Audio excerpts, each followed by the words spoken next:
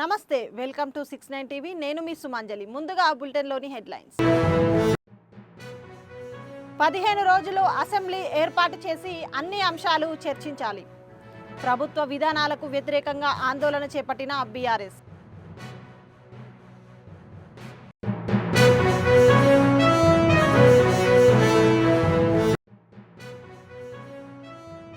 AP Telangana వ్యాప్తంగా కొనసాగుతున్న urea కష్టాలు. గతంలో ఇలాంటి పరిస్థితి చూడలేదని ఆగ్రహిస్తున్న రైతులు.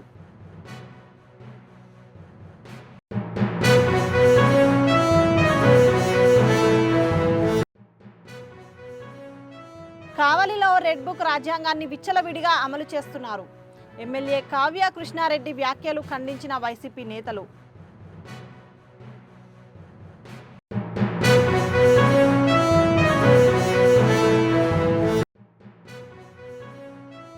వైసీపీ ప్రభుత్వం మాపై కక్షతో అనేక పనులు నిలిపివేసింది. డిసెంబర్లో నెల్లూరుకు మంచినీటి సరఫరా చేస్తామన్న మంత్రి నారాయణ.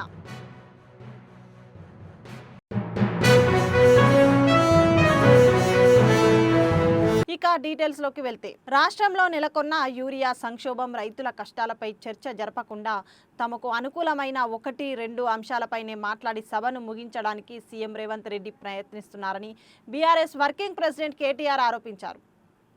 అసెంబ్లీ సమావేశాల తొలి రోజు గన్ పార్క్ దగ్గర యూరియా కోసం బీఆర్ఎస్ చేసిన నిరసన కార్యక్రమంలో పాల్గొన్నారు. ఈ క్రమంలో పోలీసులు వారిని అడ్డుకోవడంతో ఉద్రిక్తత చోటు చేసుకుంది.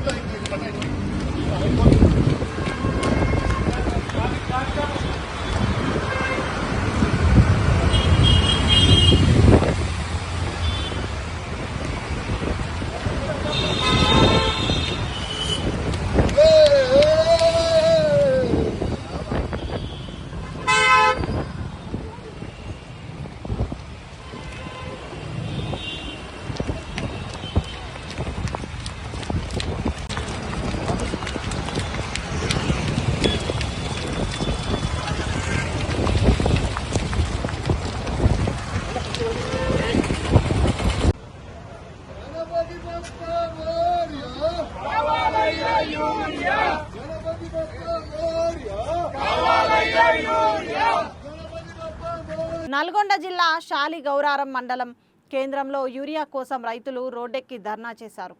త్రిపురారం మండలంలో ప్రాథమిక వ్యవసాయ సహకార కేంద్రం వద్ద యూరియా కోసం రైతన్నలు బారులు తీరారు. సిద్దిపేట, నంగనూరు పిఎస్సిఎస్ వద్ద యూరియా కోసం బారులు తీరిన రైతులు మహబూబాబాద్ జిల్లా డోర్నకల్ నియోజకవర్గంలోని నరసింహులపేట మండల కేంద్రంలో యూరియా కోసం రైతుల ఆందోళనలను చేపట్టారు. పంటకు సరిపడా యూరియా ఇవ్వాలని ప్రభుత్వానికి వ్యతిరేకంగా రైతులు ధర్నా చేశారు.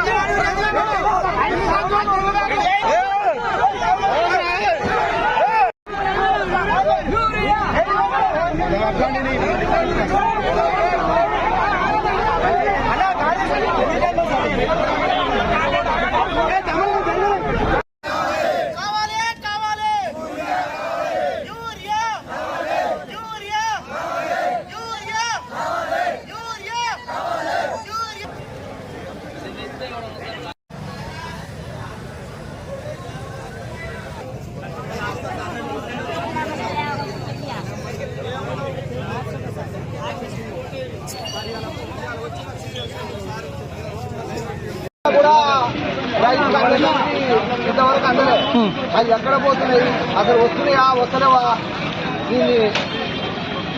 ఇప్పుడు మాట్లాడు.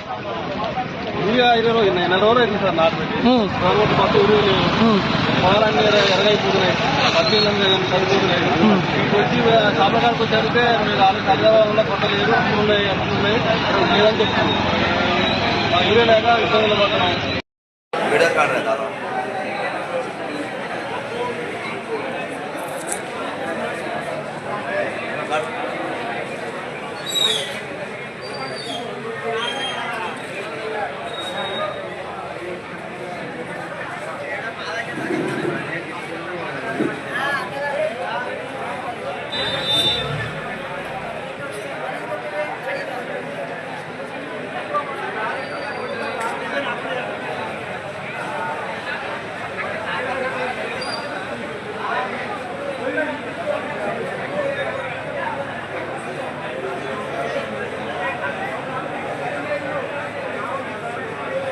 బాపట్ల జిల్లా కర్లపాలెం మండలం తుమ్మలపల్లి సచివాలయం వద్ద యూరియా కోసం రైతులు బారులు తీరారు.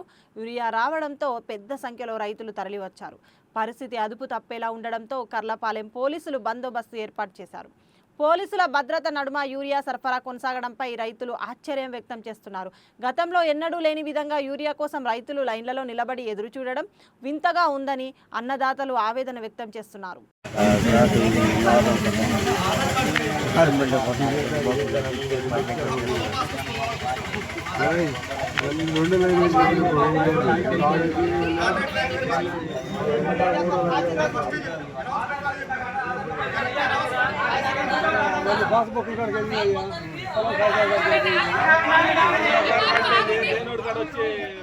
ఆధార్ కార్డు బ్లాక్ అమ్ముకుంటున్నారు. రాకుండా వాళ్ళకి ఎకరానికి బత్తాయినా లెక్క ప్రకారం వెళ్ళాలి. ఏం లేకుండా వచ్చి మనకి అన్ని తీసుకుని బ్లాక్ లో అమ్ముకుంటున్నారు. పొలం ఉన్నవాడు ఏమైపోతాడు?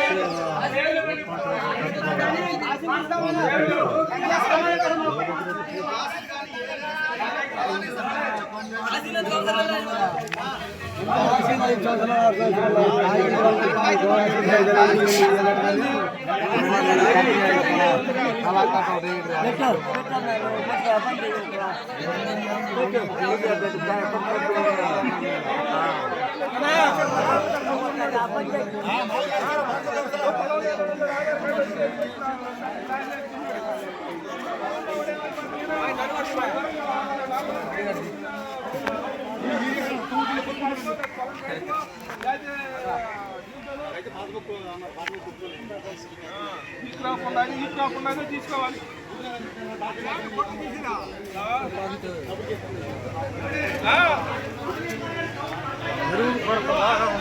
కావేలి ఎమ్మెల్యే కావ్యకృష్ణారెడ్డి, ఎమ్మెల్సీ పర్వతరెడ్డి చంద్రశేఖర్ రెడ్డిపై చేసిన వ్యాఖ్యలు సభ్య సమాజం తలదించుకునేలా ఉన్నాయని నెల్లూరు వైఎస్ఆర్ కాంగ్రెస్ పార్టీ రాష్ట్ర యువజన విభాగం ప్రతినిధి కిషన్ తెలిపారు.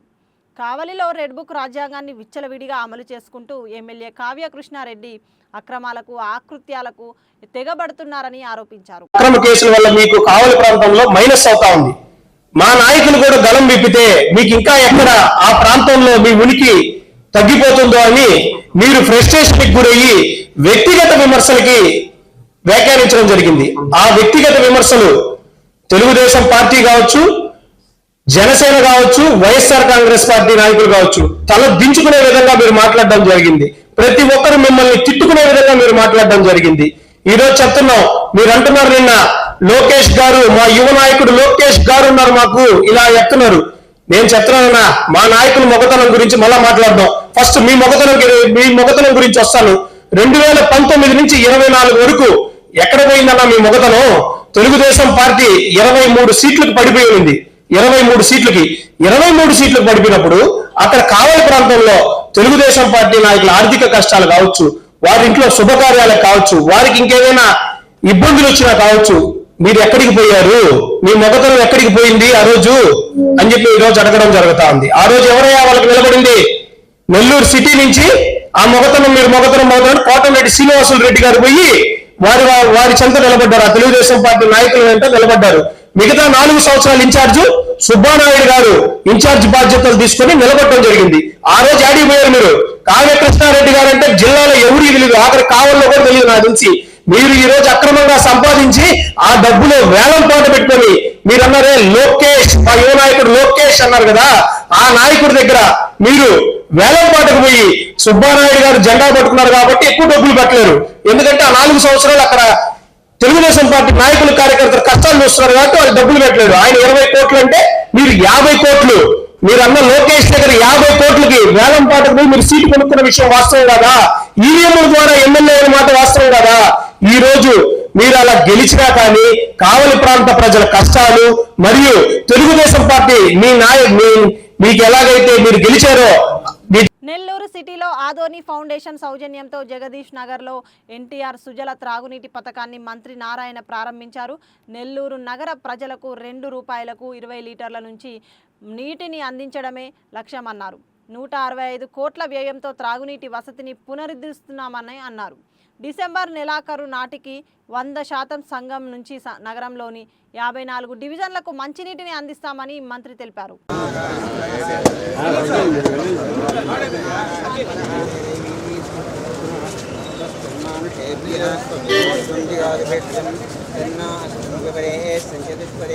ఓం శాంతి శాంతి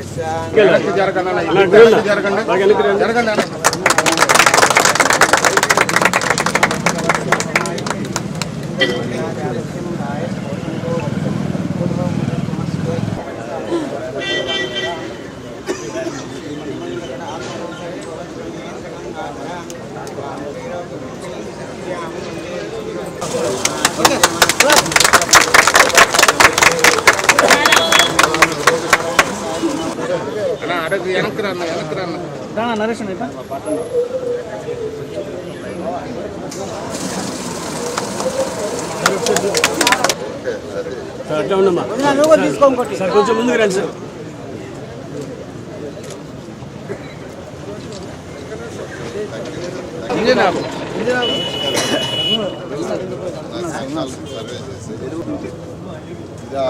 మనం పార్కులో చేసండి. ఈరోజు నెల్లూరులో 16వ డివిజన్లో జగదీష్ నగర్ కాలనీలో చిల్డ్రన్స్ పార్క్కి దగ్గర ఈరోజు వాటర్ ఎన్టీఆర్ సుజలని ప్రారంభించడం జరిగింది. 2014-19లోనే ఈ ఎన్టీఆర్ సుజల పథకం తీసుకురావటం 6 లక్షల రోజుకి 6 లక్షల యూనిట్లు లీటర్లు 6 లక్షల లీటర్లు నెల్లూరు కార్పొరేషన్లో ప్రజలకు ఇవ్వాలనే ఉద్దేశంతో 6 మదర్ ప్లాంట్లు దాదాపు 120 లాంటి ప్లాంట్లు చిన్న ప్లాంట్లు పెట్టాలని ఆ రోజు నిర్ణయించడం 2,75,00,000 ఖర్చు పెట్టి గత వైసీపీ ప్రభుత్వం మాపై కక్షతో అనేక పనులు నిలిపివేసిందని ఏపీ పురపాలక శాఖ మంత్రి నారాయణ అన్నారు. నెల్లూరులో పర్యటించిన ఆయన 15వ డివిజన్ రౌండ్ తూము వద్ద రోడ్డు ప్రారంభ కార్యక్రమంలో పాల్గొన్నారు. ప్రజలకు ఏం కావాలో తెలుసుకొని పనిచేయడమే సుపరిపాలన అని అన్నారు.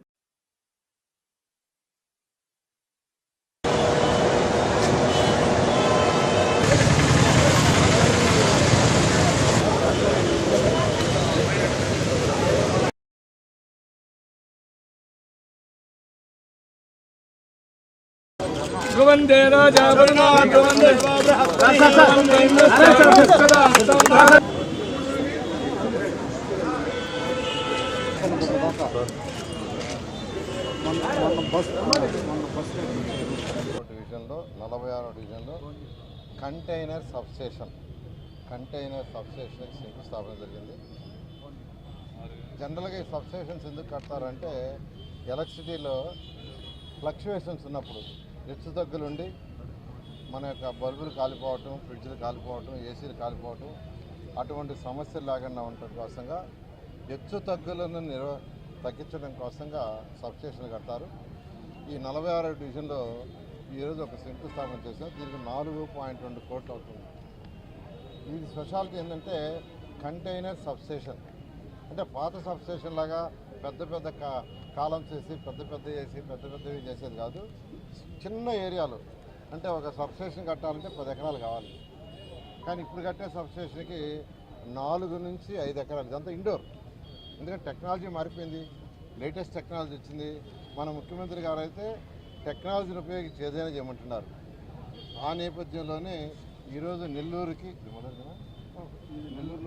నెల్లూరులో మొదటిది ఫస్ట్ కంటైనర్ సబ్స్టేషన్ అంటే చాలా తక్కువ సైట్లో హై టెక్నాలజీతో ఇండోర్లో ఉండేది కట్టారు. దీనికి యాక్చువల్గా ఇది చేయటం వల్ల గాంధీ బొమ్మ, Pogathota, trunk road, shopping malls, ఆ ఏరియాలో ఉండే వాణిజ్య దుకాణాలు, ఆ ఏరియాలో అయితే ఇప్పుడు కొంత ఫ్లక్చుయేషన్స్ వస్తుంది. దానివల్ల ఇబ్బంది పడుతున్నారు. ఇది పూర్తయితే ఆ ఏరియాలో ఫ్లక్చుయేషన్స్ నివారించవచ్చు. ఇది 4 నెలల్లో పూర్తి చేస్తామని అధికారులు చెప్పడం జరిగింది. ఇది రిమోట్తోనే ఆపరేట్ చేస్తారు. దీంట్లో స్పెషాలిటీ ఏంటంటే ఈ యొక్క సబ్స్టేషన్ని అంతా రిమోట్ వచ్చినాయి. ఇప్పుడు సెల్ ఫోన్ కావచ్చు, టీవీలు కావచ్చు, డోర్లు కావచ్చు, లైట్స్ కావచ్చు, ఇళ్లలో లైట్స్ అన్నీ ఎట్లయితే రిమోట్తో చేస్తున్నారు అదేవిధంగా ఈ సబ్స్టేషన్ కూడా రిమోట్తో చేస్తారు. దాదాపు దీనివల్ల 5,000 హౌసెస్ ఉండే ఏరియాకు మొత్తానికి స్వచ్ఛమైన అంటే నిరంతరాయంగా వచ్చే కరెంటుని, క్వాలిటీ యొక్క కరెంటుని ఇస్తుంది. దాన్ని అధికారులు 4 నెలల్లో పూర్తి చేస్తా ఉన్నారు. వాళ్ళందరినీ నేను ప్రత్యేకంగా అభినందిస్తున్నాను. Thank you.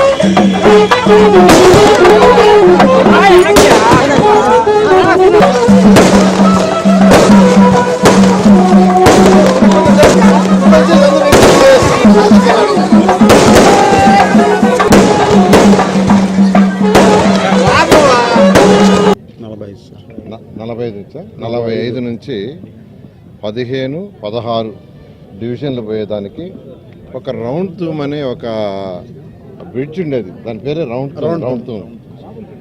తూమ్ అని. ఎందుకంటే 14, 19లో వచ్చినప్పుడు ఇక్కడ వాళ్ళు సార్ రౌండ్ తూము అక్కడ బ్రిడ్జ్ లేదు సరిగా, మీరు ఒక బ్రిడ్జ్ చేయండి అని రిక్వెస్ట్ చేశారు.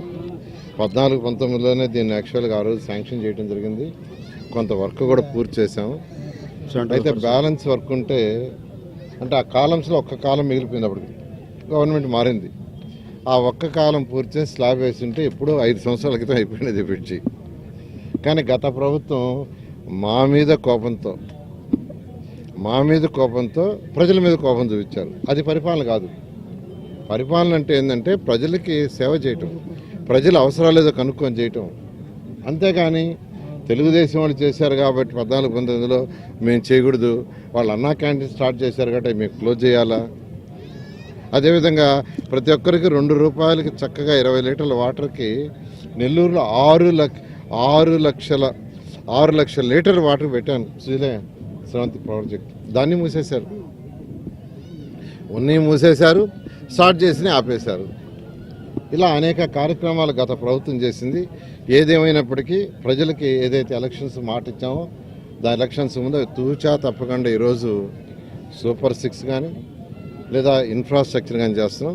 దాంట్లో భాగంగానే దీన్ని శాంక్షన్ చేయడం జరిగింది. చాలా చక్కగా దీన్ని కన్స్ట్రక్ట్ చేశారు.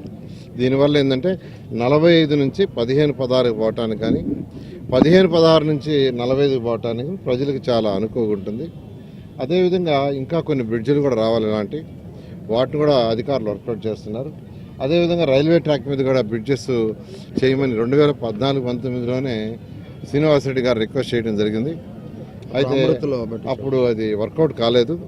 ఇప్పుడు మళ్ళీ వర్కౌట్ చేస్తాం. అయితే అక్కడ ల్యాండ్ అక్విజిషన్ ప్రాబ్లం వస్తుంది. మేజర్గా ఒక రైల్వే బ్రిడ్జ్ కట్టాలంటే ఆ రోడ్డుకి ఆపాకి పక్కుండే యొక్క ఎన్నో హౌసెస్ని యాక్చువల్గా ల్యాండ్ అక్విజిషన్లో తీసుకోవాల్సి వస్తుంది. దాన్ని ఆలోచిస్తున్నాం. ల్యాండ్ అక్విజిషన్లో ఎంతమంది నష్టపోతారు, బ్రిడ్జ్ కట్టడం వల్ల ఎంతమంది బెనిఫిట్ అవుతారని వర్కౌట్ చేస్తున్నాం. దాన్ని బట్టి దాన్ని కూడా చేయడం జరుగుతుంది. ఏదైనా నెల్లూరు ప్రజలకి, రాష్ట్ర ప్రజలకి నేను చెప్పేది ఒకటే, ఖజానా ఖాళీ 10 లక్షల కోట్లు అప్పు చేసిపోయాడు ఆయన. మీరు కట్టే ట్యాక్స్లన్నీ దానికి వెళ్తున్నాయి, వడ్డీ అసలుకి. అయినప్పటికీ ముఖ్యమంత్రి గారికి ఉన్న అపారణంతో ఈరోజు రాష్ట్రాన్ని ముందుకు తీసుకుపోతూ ఏదైతే సూపర్ 6 చెప్పారో అవన్నీ చేస్తూ డెవలప్మెంట్ కూడా ఇలాంటి బ్రిడ్జిలు కావచ్చు, రోడ్లు కావచ్చు, డ్రైన్స్ కావచ్చు. నేను అధికారులందరికీ ఒకటే చెప్పాను, 2026 జూన్ 12వ తేదీకి నెల్లూరు సిటీలో ఉన్న, రూరల్లో ఉన్న రోడ్లన్నీ కంప్లీట్ చేయాలని. డ్రైన్స్ ఏదైతే పెద్ద డ్రైన్స్, ఇది పక్కనే ఒక డ్రైన్ ఉంది. ఈరోజు అంటే మెయిన్గా ఏంటంటే ఉయ్యాల కాలువ అలా ఉన్నాయో వాటి బ్రాంచ్ కెనాల్స్ కూడా ఉన్నాయి. బ్రాంచ్ కెనాల్స్ అవన్నీ చేయడానికి 50 కోట్ల రూపాయల బడ్జెట్లో ముఖ్యమంత్రి గారు శాంక్షన్ చేశారు. దాని టెండర్ విషయం కూడా ఫైనల్ స్టేజ్లో ఉంది. బహుశా నెక్స్ట్ వీక్ టెండర్ పిలుస్తారు. అది అయిపోగానే ఆ డ్రైన్స్ కూడా 2 పక్కల కాంక్రీట్ వాల్ కట్టి పైన స్లాబ్ వేయడం జరుగుతుంది. 165 కోట్ల అండర్ గ్రౌండ్ డ్రైనేజ్ డ్రింకింగ్ వాటర్కి అట్కోలోని వాళ్ళు మళ్ళీ రివైజ్ చేసేట్టుగా ముఖ్యమంత్రి గారు దాన్ని శాంక్షన్ చేయించారు. ప్రజలకు చెప్పేది కొద్దిగా ఓపిక పట్టండి. ఖచ్చితంగా ప్రజలకు ఏదైతే మాట ఇచ్చామో 100% తప్పకుండా చేస్తాం. తుది దశ నిర్మాణంలో ఉన్న వెంకటాద్రి నిలయం యాత్రికుల ఉచిత సముదాయాన్ని టీటీడీ చైర్మన్ బిఆర్ నాయుడు పరిశీలించారు. 102 కోట్ల వ్యయంతో 5 అంతస్తుల ఉచిత సముదాయాన్ని నిర్మించినట్లు తెలిపారు. ఈ భవనం త్వరలో భక్తులకు అందుబాటులోకి వస్తుందని, భక్తులకు ఉచిత వసతి ఏర్పాటు చేయనున్నట్లు తెలిపారు. ఓం నమో వెంకటేశాయ. ఈరోజు ఈ యొక్క వసతి గృహం ఏదైతే ఉందో అది చూడటం జరిగింది. మొట్టమొదటిసారిగా చాలా అద్భుతంగా ఉంది. 2018లో అప్పటి తెలుగుదేశం గవర్నమెంట్ ఇక్కడ ఈ భవనం నిర్మించాలనేటువంటి ఉద్దేశంతో అప్పటి ముఖ్యమంత్రి, ఈరోజు ముఖ్యమంత్రి శ్రీ నారా చంద్రబాబు నాయుడు గారి ప్రోద్బలంతో ఇంత పెద్ద భవనం మనం నిర్మించుకోవడం జరిగింది. దీని యొక్క వివరాలు చూసినట్లయితే తిరుమలలో భక్తులు రోజు రోజు పెరిగిపోతున్నారు. 80,000 నుంచి 90,000, 1,00,000 మంది దాకా వస్తున్నారు. కానీ ఇక్కడ ఉన్నటువంటి వసతి ఏదైతే ఉందో 45 నుంచి 50,000 మంది వరకు మాత్రం మనం అకామిడేట్ చేయగలుగుతున్నాం. సో ఇదేదైతే ఉందో 2,500 మంది ఫ్రీగా ఇక్కడ వాళ్ళ యొక్క వసతి కల్పించింది వాళ్ళకి. దాంట్లో భాగంగా 2,500 లాకర్లు కూడా ప్రొవైడ్ చేయడం జరిగింది. వాళ్ళకి బాత్రూమ్స్ కానీ లేకపోతే స్నానాలు చేయటం కానీ ఇవన్నీ ఫ్రెష్ అప్ అవటానికి కూడా మంచి ఏర్పాట్లు చేయడం జరిగింది. ఈ యొక్క భవనాన్ని త్వరలోనే బ్రహ్మోత్సవాల్లో 24 నుంచి మొదలు కాబోతున్నాయి. అప్పుడు ముఖ్యమంత్రి గారు రాబోతున్నారు. వారి ద్వారా ఈ యొక్క భవనాన్ని ప్రారంభించాలని చెప్పేసి నిర్ణయం తీసుకోవడం జరుగుతూ ఉంది. అదేవిధంగా నెల్లూరు నగరంలోని మాగుంట లేఅవుట్లోని నెల్లూరు రూరల్ ఎమ్మెల్యే కార్యాలయానికి కోటంరెడ్డి అనుచరులు భారీగా చేరుకున్నారు. ఈ సందర్భంగా వారు నెల్లూరు జిల్లా ఎస్పీ కృష్ణకాంత్పై తీవ్ర స్థాయిలో మండిపడ్డారు. జిల్లా ఎస్పీకి వ్యతిరేకంగా నినాదాలు చేశారు. రౌడీ షీటర్లపై చర్యలు తీసుకోలేని ఎస్పీని వెంటనే సస్పెండ్ చేయాలని డిమాండ్ చేశారు.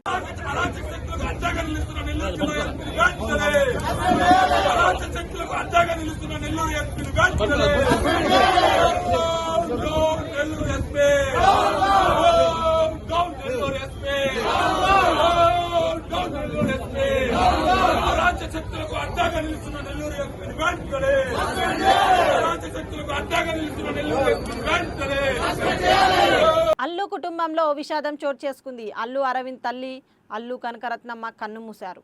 వృద్ధాప్య సమస్యలతో బాధపడుతున్న కనకరత్నమ్మ శనివారం తెల్లవారుజామున తుది శ్వాస విడిచారు. దీంతో అల్లు కుటుంబంతో పాటు మెగా కుటుంబంలో విషాద ఛాయలు అలుముకున్నాయి.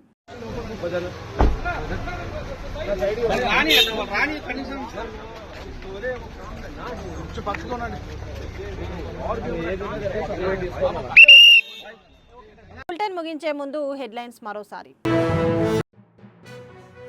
15 రోజులు అసెంబ్లీ ఏర్పాటు చేసి అన్ని అంశాలు చర్చించాలి. ప్రభుత్వ విధానాలకు వ్యతిరేకంగా ఆందోళన చేపట్టిన బీఆర్ఎస్.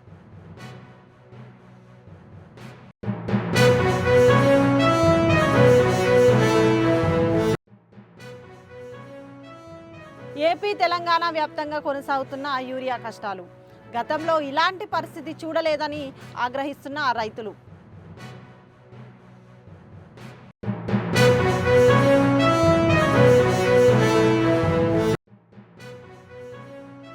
కావలిలో రెడ్ బుక్ రాజ్యాంగాన్ని విచ్చలవిడిగా అమలు చేస్తున్నారు. ఎమ్మెల్యే కావ్య కృష్ణారెడ్డి వ్యాఖ్యలు ఖండించిన వైసీపీ నేతలు.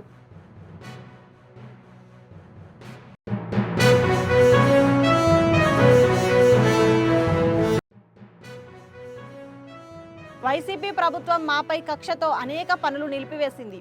డిసెంబర్లో నెల్లూరుకు మంచినీటి సరఫరా చేస్తామన్న మంత్రి నారాయణ.